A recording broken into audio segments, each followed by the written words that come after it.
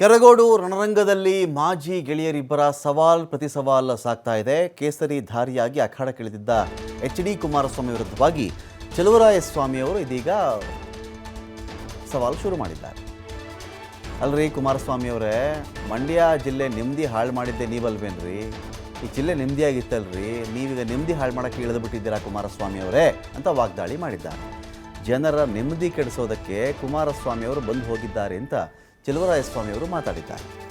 ಧ್ವಜಕ್ಕೆ ಬಂದುಬಿಟ್ರಲ್ಲ ಓಡೋಡಿ, ಅಭಿವೃದ್ಧಿ ಕೆಲಸಕ್ಕೆ ಬಂದಿದ್ದೀರೇನ್ರಿ ಕುಮಾರಸ್ವಾಮಿ ಅವರು? ಯಾವತ್ತಾದರೂ ನೀವು ಬಂದುಬಿಟ್ಟಿದ್ದೀರಿ ಧ್ವಜಕ್ಕಾದರೆ, ಅಭಿವೃದ್ಧಿ ವಿಚಾರದಲ್ಲಿ ಯಾಕೆ ಬರಲಿಲ್ಲ? ಮಂಡ್ಯಕ್ಕೆ ನಿಮ್ಮ ಕಾಂಟ್ರಿಬ್ಯೂಷನ್ ಏನ್ರಿ? ಏನಪ್ಪ ನಿಮ್ಮ ಕಾಂಟ್ರಿಬ್ಯೂಷನ್ ಮಂಡ್ಯಕ್ಕೆ?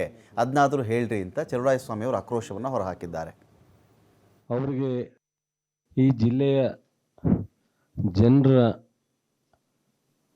ಋಣ ಇರ್ತಕ್ಕಂಥವ್ರು. ಈ ಜಿಲ್ಲೆಯ ಜನರು ಅವರಿಗೆ ಅವರ ಸ್ವಂತ ಜಿಲ್ಲೆಗಿಂತ ಹೆಚ್ಚು ಪ್ರೀತಿಯನ್ನು ಕೊಟ್ಟಿದ್ದರು. ಈ ಜಿಲ್ಲೆಯ ಜನರು ಅವರಿಗೆ ನಮ್ಮ ಜಿಲ್ಲೆಯವರಿಗಿಂತ ಹೆಚ್ಚು ಮಹತ್ವವನ್ನು ಕೊಟ್ಟಿದ್ದರು. ಈ ಜಿಲ್ಲೆನ ಇಷ್ಟೊಂದು ಈ ಪರಿಸ್ಥಿತಿಯಲ್ಲಿ ನೆಮ್ಮದಿನ ಹಾಳು ಮಾಡ್ತಕ್ಕಂಥದ್ದಕ್ಕೆ ಅವಶ್ಯಕತೆ ಇತ್ತ ನಮ್ಮ ಕುಮಾರಸ್ವಾಮಿಯವರಿಗೆ? ನಮ್ಮ ಮಂಡ್ಯ ಉಸ್ತುವಾರಿ ಸಚಿವರು ನನ್ನ ಹಳೆ ಸ್ನೇಹಿತರು ನನಗೆ ಕೆಲವು ಉಪದೇಶಗಳನ್ನು ಹೇಳಿದ್ದಾರೆ, ಕೆಲವು ಸಲಹೆ ಕೊಟ್ಟು ಉಪದೇಶಗಳು ಹೇಳಿ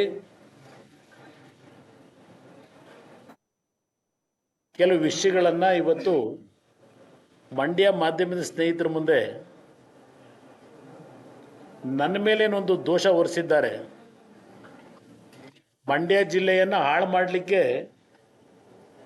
ನಾನು ನಿನ್ನೆ ದಿನ ಬಂದಿದ್ದೇನೆ ಅಂತೇಳಿ ಹೇಳಿದ್ದಾರೆ. ಅವರ ಮುಖಭಾವಗಳನ್ನು ನಾನು ನೋಡಿದೆ.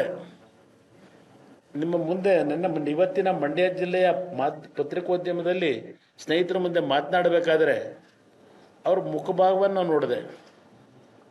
ಆ ಮುಖಭಾವದಲ್ಲಿ ಯಾವುದೋ ಒಂದು ಹಿಂದಿನ ಮಾತಿದೆಯಲ್ಲ ಹಿರೇಕರದು, ಅತಿ ವಿನಯಂ ಧೂರ್ತ ಲಕ್ಷಣಂ ಅಂತ, ಅದು ಎದ್ದು ಕಾಣ್ತಾ ಇತ್ತು ನಮ್ಮ ಹಳೆ ಸ್ನೇಹಿತರಲ್ಲಿ. ಮಂಡ್ಯ ಜಿಲ್ಲೆಯ ವಾತಾವರಣವನ್ನು, ಅಲ್ಲಿಯ ಸಿದ್ಧಾಂತವನ್ನು ಸಂಪೂರ್ಣವಾಗಿ